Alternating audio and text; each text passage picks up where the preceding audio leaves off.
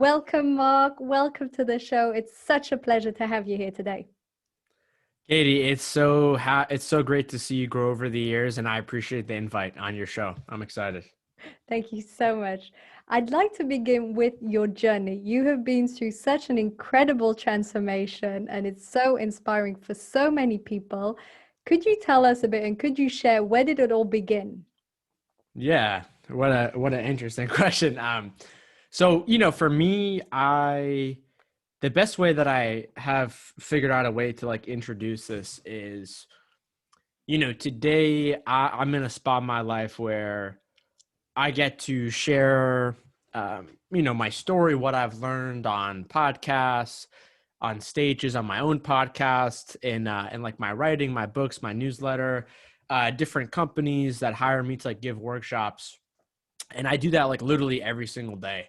And it's funny because I spent almost every single day of my life, maybe about like 5 or 6 years ago, wanting to do the opposite. I spent every single day of my life just I don't have a story. I don't want to talk to people.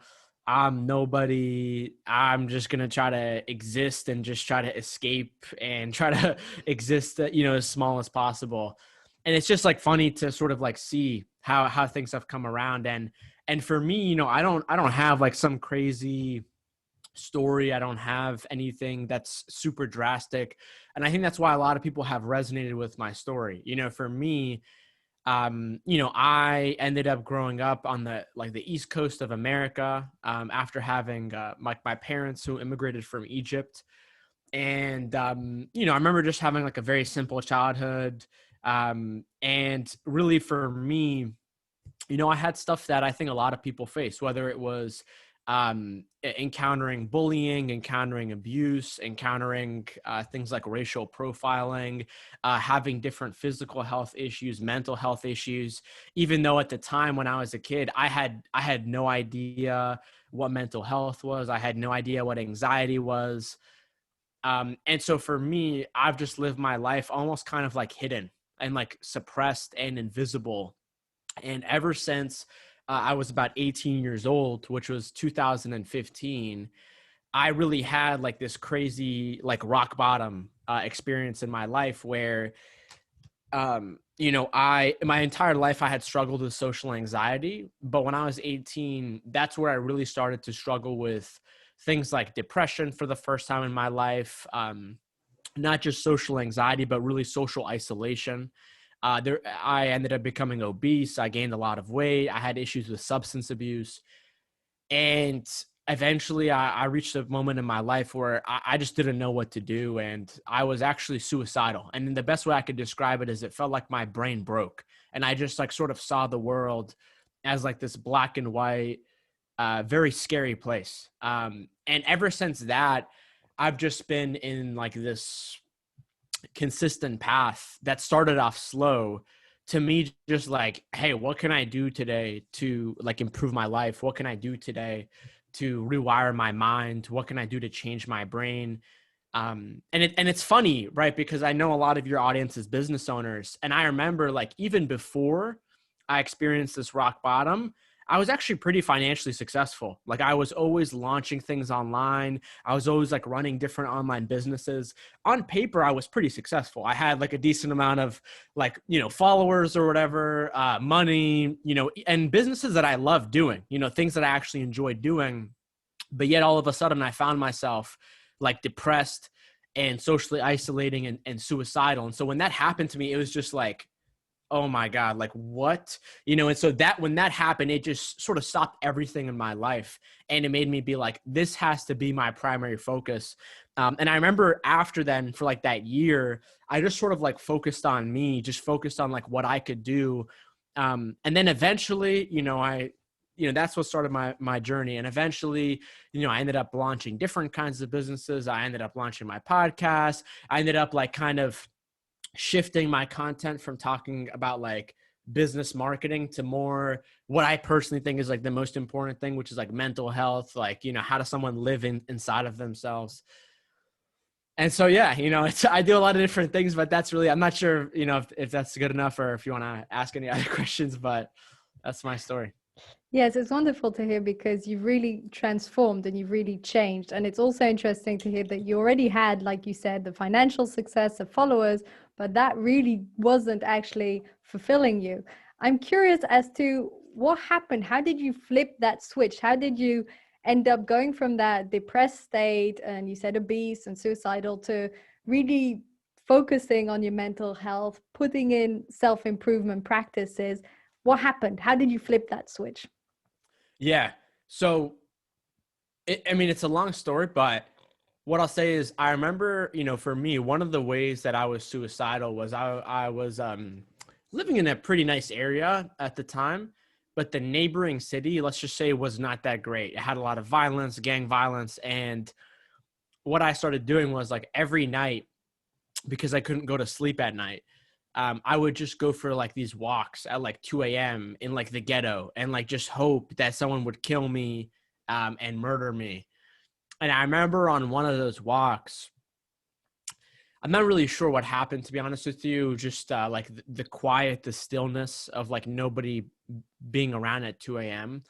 But I remember walking and not necessarily like hearing my own thoughts. It's not like I was hearing voices in my head, but essentially like I began to understand on these walks is that like we have voices in our head, and I don't mean voices in like schizophrenia or something like that, but I mean it to say like, the average person has 65,000 thoughts a day, the average person. And I don't know about you, but that to me seems like absolutely crazy, because I'm not even aware of, we're probably not even aware of like maybe 10% of those, maybe 10% of those we're aware. And so when I realized that kind of in real time, I slowly started to realize that I wasn't the problem. And what I mean by that was, throughout my entire life, I had just thought like, wow, I'm a piece of crap. I'm never going to accomplish anything. I'm a loser. I have no friends. People don't want to talk to me. And when I started going on those walks and I could almost like get into an area of stillness where I could like hear my brain think, I started to realize that like those thoughts are actually not mine, because I don't actually believe in those things. And I slowly started to like uncover that a lot of like my internal programming for how I think, for how I feel, was actually based on a time like in my adolescence where I faced a lot of bullying. I faced a lot of racism, different forms of abuse. And I realized, and then I started to like understand a little bit of like basic neuroscience. I started to do research, and I started to understand that like based on how the first part of your life goes, your brain will basically pick up information that it thinks is very important for your survival, and then it'll store it in your own voice, even if that's not necessarily true, or if that's not helpful for you, And so for me at that time, my brain was like, hey, Mark, be shy, don't talk to people, because there were different, experiences that I had faced as a kid of, like being discriminated because of how I looked, being like kicked out of different communities and social circles, where for me, my brain was like, okay, we're going to stop talking to people. We're not going to talk to anyone, and we're just going to try to hide. And so once I started to understand a little bit about like that basic biology and neurobiology, it started to teach me that I'm not actually the problem. Like Mark Metry and how I view myself, like I'm just sort of like this raw vessel for change and for potential and for creation. And so once I started to realize that, and the problem wasn't me, the problem was actually like my brain and like my cells and like my mind that had been programmed. And then I started to shift my attention towards that. And then it was just day in and day out. And I'll tell you, like one of the first few things that I had discovered was, and again, when this was happening, I still didn't really have any idea like what was happening in the moment. There's that quote that says, you can't see the picture when you're the one in the frame.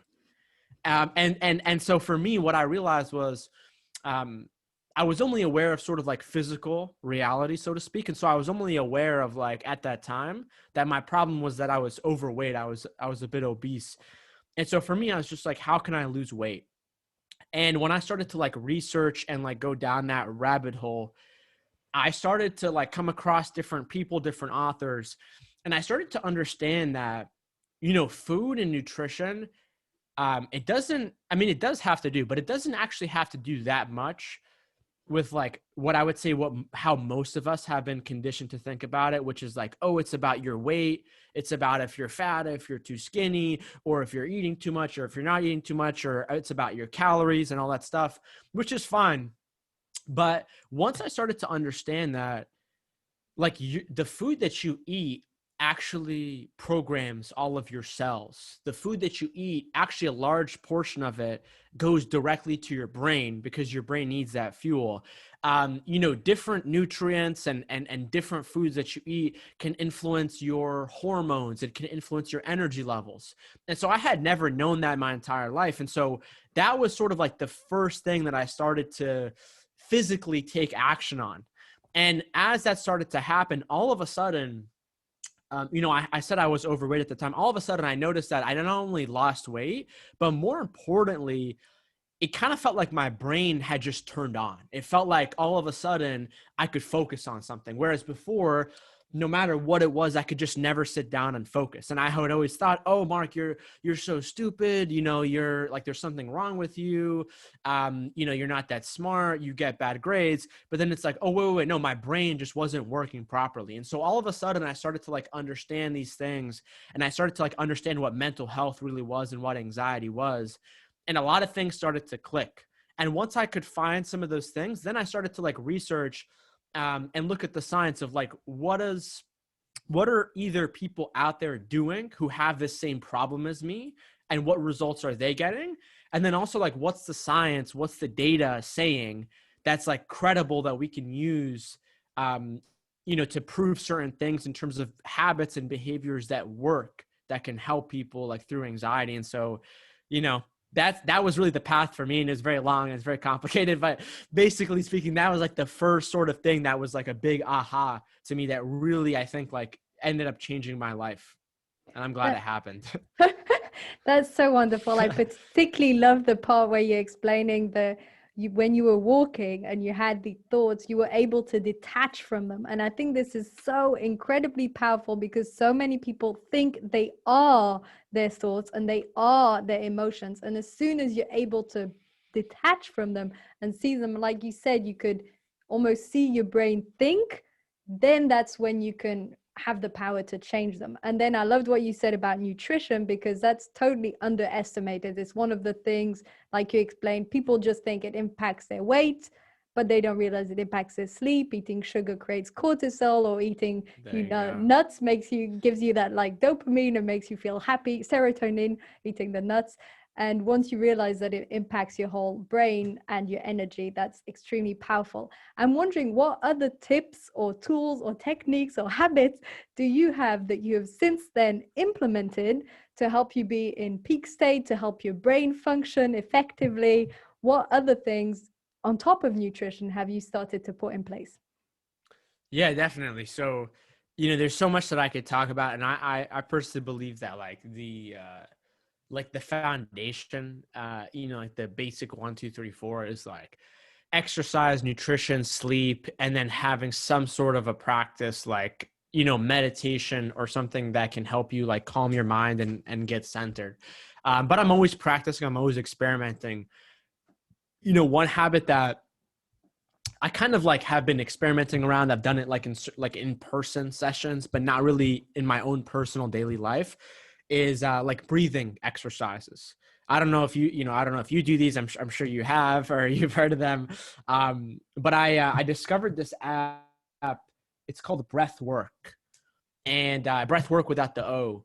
And like, it's just like on my phone, and it just like very intuitively, like very simply and visually just like walks you through all these different sorts of breathing exercises. And there's like 4 main categories for breathing, which is, at least in this app. And it's like breathing techniques that help you calm down and help your anxiety, breathing techniques that actually give you energy and help you like increase your state of mind and your blood flow. Then there's breaths to help like center you, balance you out, help you perform better, which I would do maybe like before a speaking engagement. And there's breaths for sleep. And so these are like all like very simple. Some of them take like 1 minute, 2 minutes, 3 minutes. But I think a lot of the things that I talk about when it comes to, and a lot of people talk about when it comes to anxiety and mental health, a lot of them, they're more long-term, right? So if you eat a salad or if you eat some nuts, you're all of a sudden, you're not going to cure your depression, right? By tomorrow or today, right? That's not how it works. However, maybe after like a month, 3 months, 6 months, a year of consistent behavior, then yeah, maybe you will feel significantly better. But a lot of these things, they're long-term. It's not like you do them and then you're like, wow, oh my God, my life has changed. But I think when it comes to breathing, it's one of the few exercises that actually is more or less instant, where if you do it, like you will immediately be in a different state of mind than how you started. And maybe if you're just starting it, maybe it'll take a little bit for your brain to sort of get used to it. But I know for me, and you know, I talk about this with like social anxiety. One of the biggest things with social anxiety is like, um, you know, your brain, you know, similar to like what you just said of like, you have all these thoughts and then you sort of think you are these thoughts, right? And you don't detach them, right? And what I've noticed is people with social anxiety, you know, when you're in a social situation or even before or after, if you're thinking about a social situation, your brain shifts into like hyperdrive and it like, you know, attaches into all those thoughts and it like, you know, really goes in there. And if you're at an event or if you're doing anything physically, and even if you're not doing some crazy breathing exercise, but simply just like breathing, focusing on breathing the entire time and then paying attention to your breath and like how it moves in and out of your body. Yeah, maybe that's not going to like be a magic pill, but if you can do that, you'll have a lot less social anxiety in general, because you're just present with what is, you know? And I think one of the biggest things that I've learned that is almost kind of like counterintuitive is like before I used to think that, oh, you know, the key to dealing with anxiety or the key to dealing with an overactive mind or with mental health or with things regarding with your brain and your mind, it's all about doing more, right? Like you have to do more, you have to do more. And yeah, definitely there are times where like you may have to, you know, pick up new habits and do more things. But the reality is it's like actually about learning how to use your brain less. It's actually about like, how do I use my mind less so that I can actually step into a situation and just be in the present moment and like not tune into like this super, you know, hypercritical voice that like wants to take like every second of our lives and force it to be in this particular way.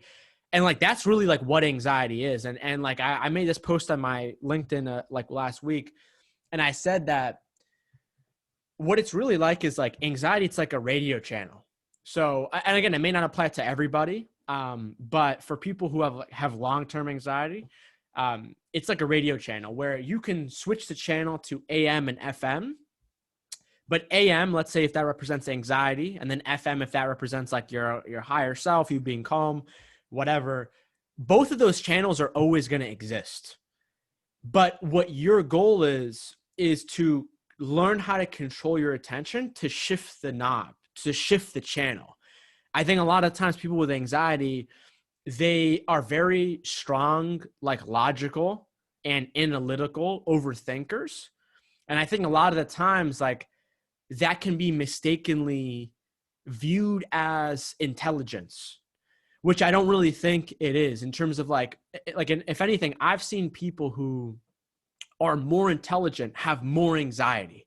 And it's because like your brain is so analytical, you have so many thoughts, but it's actually learning about how to enter into habits and practices that help you step away from that and shift off. You know, I have different clients of mine that tell me, like, for example, and I used to have this problem too, of like, I wish I could just shut my brain off. Like no matter what it is I'm doing, whether I'm at work or whether I'm just like hanging out with my family, my brain is never off.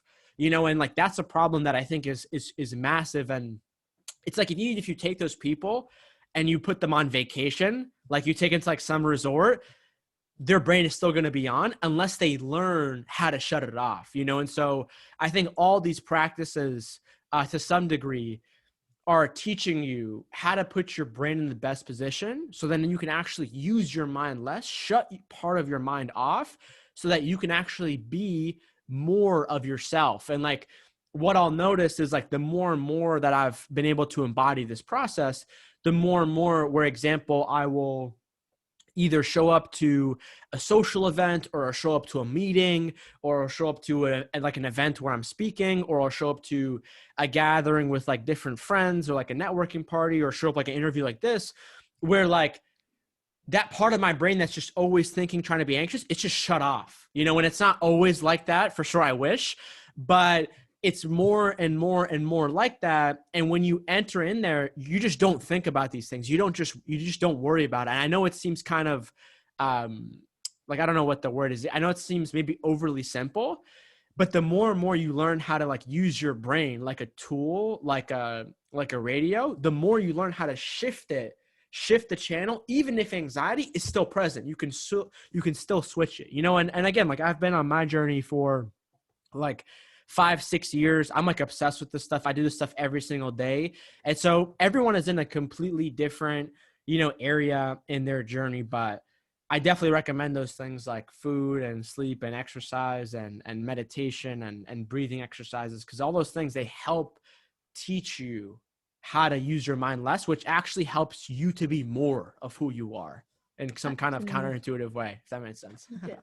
I don't find it counterintuitive. I think it's bang on. And you mentioned the exact, obviously, same pillars.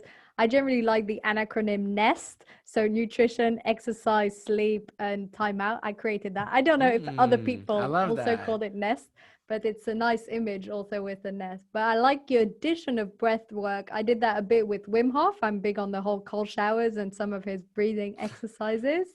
So I really like that too. And I loved your thing about switching channels. I saw that post both on LinkedIn and on Twitter, and it's so true. And both channels always coexist, more than two channels, no doubt, Yeah. 2 million channels, but we Yeah. can choose which one to dial into. That's the reality. And this leads me to something that I think is fundamental and totally related to what you're saying, which is self-acceptance. So in those moments when you manage to dial down the anxiety, when you put all these practices in place, there still might be a part that's not satisfied. Like you said, the part that's maybe too controlling or lacks that flexibility. And maybe for people who are very high achievers, tend to be the people I work with, they might have all these practices, they're ticking all the boxes, but the fulfillment isn't there because there's a part of force and lack of self-acceptance. So I'm wondering, what sort of things have you started to put in place, maybe yourself or with your clients, to help with this? Because without self-acceptance, you can't ever be fully fulfilled. That's so important. And you know, it's funny because like I've had different, you know, moments like of what you just said, where like I'm like checking off all the things on the boxes, but then I'm like, wait, you know, there's something that's, you know, maybe off here. And what I would say is this, like, I think one of the biggest things that has helped me is no doubt, you know, like discovering this whole world of like self-improvement and self-growth and mindset and all these different things. And when I was 18, like I really needed that stuff, and I still need it today. But I think for me, like in terms of the mistakes that I made that may hint like towards your question, is that I think that I became like too obsessed with it. And I think what happens is when you become too obsessed with it, which again, like I'm glad, because I feel like it really, if I didn't become obsessed with this, especially like for that first year, I don't think I would have made it like a consistent long term. But I think what happens is like, if you get too caught up in this world, then the entire goal of everything just becomes about like self-improvement, improving everything, trying to grow. And like the reality is like you need that. And I think for me personally, like I needed to do that in order for me to just like enjoy happiness, to like be able to use my mind.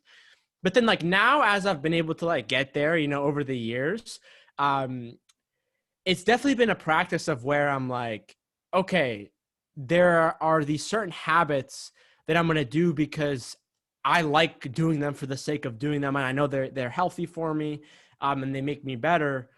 But then also, like, if I don't do these things, it's not like there's something, you know, missing from me.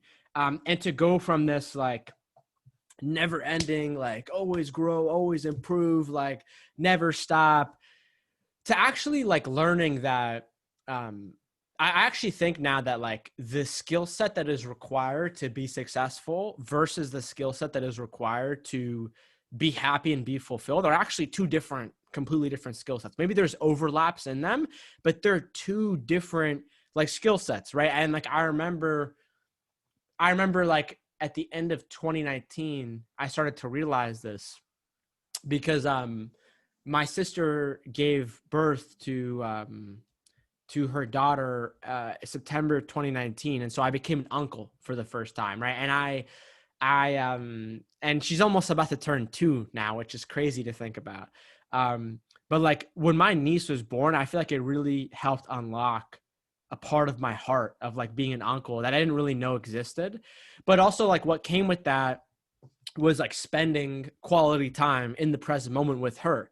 And like what I realized was that if I was, trying to hustle and I had all these different things, and then my sister would be like, hey, do you want to go on a walk with me and my niece, right?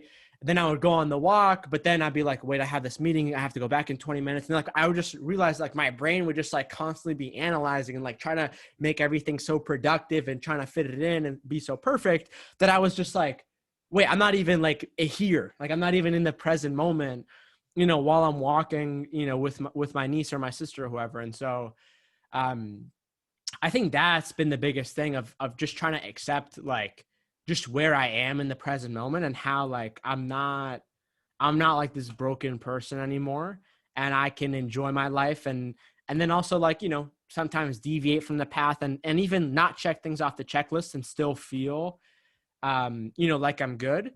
But I think the biggest thing too is that I think this depends on the issue that we're talking about, but I think with some issues, what I've learned is that there's two halves of them. The first half is like learning how to manage them in your life, but then the other part is about accepting them in your life. And you need both of those to actually move forward in your life, right? So personally for me, like I had to, manage my social anxiety and my anxiety with all these different habits and things that we've been talking about, because that didn't even let me be myself. And as I've done that, there's also a certain level of like accepting it. Like for example, like like last week, I was in Boston which is where I live, and I was grabbing lunch with my girlfriend, and we're at like some restaurant, and then the waiter is like walking us to the table, and then we're walking, and then all of a sudden I hear Mark, and then some random dude is like, yo, Mark, what's up, bro? I follow you on LinkedIn. I love the content you, and the guy was like with his mom too. And he was like, we just like start having this conversation. And honestly, like, to be honest with you, I don't get that socially anxious anymore. I have different anxiety in different ways, but that was like one of the first times in a long time where I was like, I definitely felt shy for some reason. And it was kind of weird. And it kind of like surprised me a little bit, but I had to have like that level of like self-acceptance with myself of like, Mark, you're already making a lot of progress. Like, it's okay if like 1% of the time or 5% of the time or 10% of the time, this, you may act in this certain way. And obviously as long as like you don't hurt anybody or like hurt yourself, you're fine. And so, yeah, I mean, I think it's a huge part of it. And then the last thing that I would say is that I read this somewhere, or I don't know if I said this a long time ago, but I said something like, you can't work on yourself. You can't do self-development if you don't love yourself. Because why would you work on something that you don't love? And you can't love yourself if you can't forgive yourself, right? Because we're always going to mess up. We're always going to have problems. And if you can't forgive yourself, then you're never going to be able to overcome like those temporary, periods of I don't know, darkness, so to speak.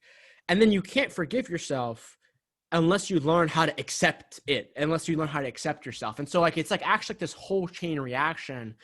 And like, I've actually seen people in my life where like they're doing self-development, but not really. because they're not going on this chain reaction. And like what's actually happening to them is like they have like this one definition of like self-improvement. Maybe it's like, oh, my definition of self-improvement is to like be the hardest working person at my company or at my job.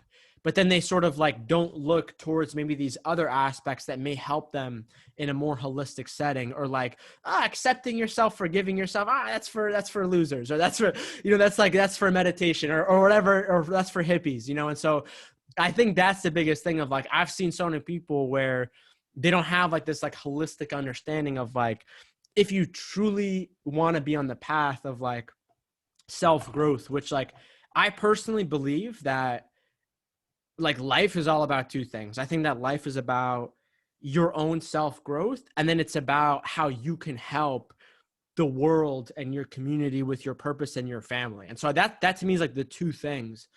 But you can't do those without all those things that I just said. You can't work on yourself if you don't love yourself. You can't love yourself if you don't forgive yourself. You can't forgive yourself if you don't accept yourself. And so it's like all a chain reaction. And so I think if you can have like both of those pieces to the pie, and maybe in some seasons, one may be better, one may be worse. I know like definitely during quarantine, like there was a time where I was just like, what am I even doing? Like, what's the point of this stuff? Like this stuff, like, and like, it's okay to like enter in these different bubbles, like these different ruts and seasons. But I think the most important thing is that you understand that it's a season, and I think a big part of it too is like having the humility to understand that you may not know enough, and I put this, I know I'm talking so much, so feel free to interrupt me, but I put out this tweet the other day and I said, people who are less intelligent are more likely to change their minds. And that's because intelligence is basically like your brain trying to create these assumptions, and then you getting validation or seeing those assumptions being corrected by either you or by life or by other people. And when you're someone who isn't in that spot, or you haven't had that pattern throughout your life of like being a smart guy, you're much more likely to thinking that you're wrong. You're much more likely to realizing that you're not right. And so I think that can help a lot when it comes to like the natural skepticism that I think it's important to have of like yourself, which is not to be confused with like lack of, like self-doubt or lack of self-belief, but to have the sense of like, hey, what I'm thinking right now, what I'm doing right now, it actually could be wrong. And rather than me trying to like prove myself that I'm right and just trying to like wake up every day and just try to like hit the same buttons and smash the same wall, let me actually try to like pause and be like, hey, who can I learn from? How can I research? How can I expand? Because I know for me, that's been one of the biggest things of like, I think I'm definitely a smart guy. I think I'm definitely like a talented person, but I don't think I'm the most intelligent. And I think that's actually been a good thing, because it's enabled me to be like, Mark, what you could be thinking right now could be wrong. Step outside of yourself and try to learn. And then once you learn, then you're like, then there's all these different theories and there's all these people who may be smarter than me doing all these different things. Let me try to like borrow. Let me try to experiment, and let me try to learn. And then that's where I think really you get put on like this constant but sustainable cycle of like self-growth, where it doesn't kill you, doesn't burn you out, but then you also feel fulfilled and you feel curious and you're learning and you're in the present moment, if that answers your question. Amazing. I mean, there's so many insights in what you just Yeah. said, and what you just put about keeping an open mind and always approaching things with a beginner's mind also comes back to what you were mentioning at the beginning in terms of being able to detach from your thoughts. So looking and thinking, actually, are these the best thoughts or emotions that serve me, or can I actually learn something else out there that can impact me and help me grow further? So definitely Yeah. extremely insightful. We're already reaching the end of the episode, which is absolutely incredible. It goes by so fast. One last question. What do you think is the number one myth on mental health, and your point of view on that? Like, what do you think is Oh, like a really wow. common myth out there that, yeah, that you want to like go against? Yeah. So this is the biggest thing that I would say. Man, what a great question. So this is the biggest thing that I would say. I could be wrong, I genuinely believe that the reason why, when I was younger, when I was a teenager, when I was in middle school, whatever, the reason why I never learned like any of these things that I'm talking to you about today is because I think there's a lot of people who are either unaware or they are afraid to talk about it. And I mean by afraid, I mean they either are, maybe shy, socially anxious, or just have been taught either by their family, tradition, culture, religion that they just shouldn't talk about these things, or by the other side of that of people not wanting to share are people who think like they're not like qualified enough. And I definitely think like, listen, like don't people shouldn't say anything they don't know enough about. But like the reality is that I think the biggest myth in terms of mental health is the word itself, mental health.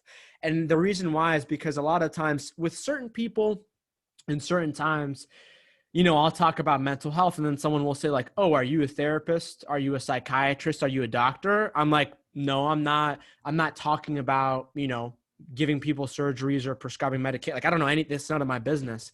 But like, really, I think that like, I don't know what the word is for it. Like maybe the monopolization of like that word to only be like, hey, mental health is about people who need to go to like a clinical institution to be treated by psychiatrists. Like that's not what mental health is. Maybe it could be, maybe that's like a mental illness, but I think the biggest thing is that like we need to change the word mental health into something else that makes it more open, like mind health or mental wellness or brain health or something like that.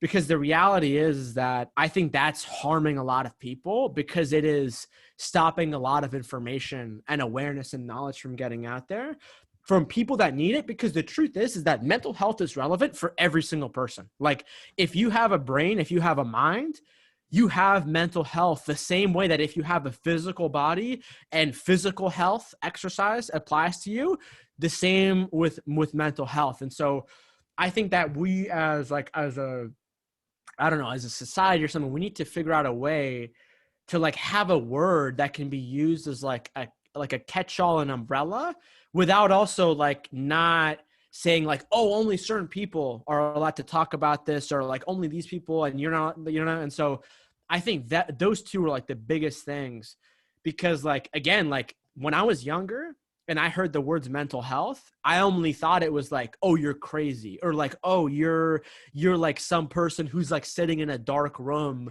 and like for like 2 years, like you know what I mean? And so that's what needs to happen. Like we need to open this word and like teach it to every single person the same exact way.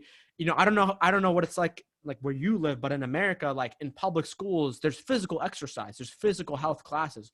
We need to do the same thing, but with mental health classes, with mental health exercises to start teaching this stuff. And so that's the biggest myth. If we can get through that, then I think everything else is going to be a lot easier. Amazing. I'm thinking maybe this is your next mission, to coin a new term for mental health. Maybe that's your mission. Because Yeah, you for real. seem I got a so lot of aware of it. missions, so Could just add it to the bucket. Great. Well, thank you I'll add so it to the much. mission to-do list. Yes, exactly. Yeah, well, yeah, that'll be an opposition. But anyway, thank you so much, Mark, for being on the show. I've really, really enjoyed our conversation. Super interesting. Thank you for being here today. Katie, you're such an awesome person. Thank you for making my Monday. And yeah, the last thing that I'll say is that I really hope that people appreciate you, appreciate and support you on this podcast. And I know for me as a podcaster, like one of the most helpful things is that when people go to Apple and they leave a rating or review, that helps the show. So if people want to support you, and if people want to support me, they can just leave a review for your show because it helps Thank you a you, lot. Mark. So That's I would really appreciate kind. that. Yeah, Thank you of so much. course. Thank you.